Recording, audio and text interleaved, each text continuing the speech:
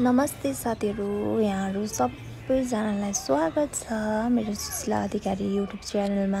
आज चाहिँ मैले यहाँ सिमे साग ल्याएको थियो एक मुठा, अनि त्यस पछाडि के लाउनु पर्यो, बनाउनु पर्यो, भिडियो नहालेको पनि धेरै भयो अनि हाल्नु पर्यो भनेर बनाउन सुरु गरेँ। अनि यहाँ हेर्नु न, मुठो एक मुठो छ, कति बेला केलाइसक्नु भनेर हतार केलायो रे।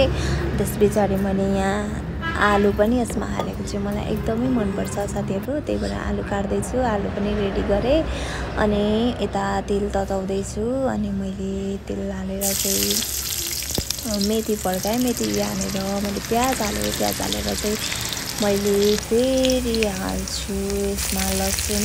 मलाई चाहिँ लसुन हालेको एकदमै मनपर्छ सागहरूमा, खोइ के भएको पनि। अनि मैले के अरे आलु फ्राई गर्ने भनेर बेसार पनि हालेँ। साथीहरू आफ्नो स्वाद हुन्छ नि त होइन, कसैलाई हालेको मनपर्छ, कसैलाई नहालेको मनपर्छ। मलाई चाहिँ हालेको मनपर्छ, मैले चाहिँ हालेँ साथीहरू। अन्य खाना लिनु होला है। अनि अहिले एकछिन फ्राई गरेँ होइन, फ्राई गरेँ। अनि सबैजना चाहिँ खेततिर जानुपर्छ नि त, घरमा एक्लै थिएँ, त्यही भएर भिडियो बनाउँदै पकाएँ। अनि यता मैले सिमे साग पनि केलाइसकेर राखेको थिएँ, यति भएको थियो सिमे साग चाहिँ। अनि यसलाई मैले मजाले धारा खोलेर पखालेँ, एकदम मजाले पखालेँ होइन, देख्न सक्नुहुन्छ हजुरहरूले। अनि यता आलु पनि अब फ्राई भइसकेको थियो। अनि अब चाहिँ मैले सिमे साग हाल्छु साथीहरू, कन्फर्म पनि हालिसकेको थियो, मैले सबै भिडियो चाहिँ लिएको छुइनँ साथीहरू। अब चाहिँ मैले यहाँनिर साग पनि हालेँ, सिमे साग एकदम मिठो लाग्छ होइन। मैले सिमे साग र आलु चाहिँ यसरी पकाएको अनि हालेँ। अनि हालेर चाहिँ अब मजाले चलाउनु पऱ्यो नि त, अहिले त एक कराई भएको छ होइन, भरे पाकेपछि त यति हुन्छ।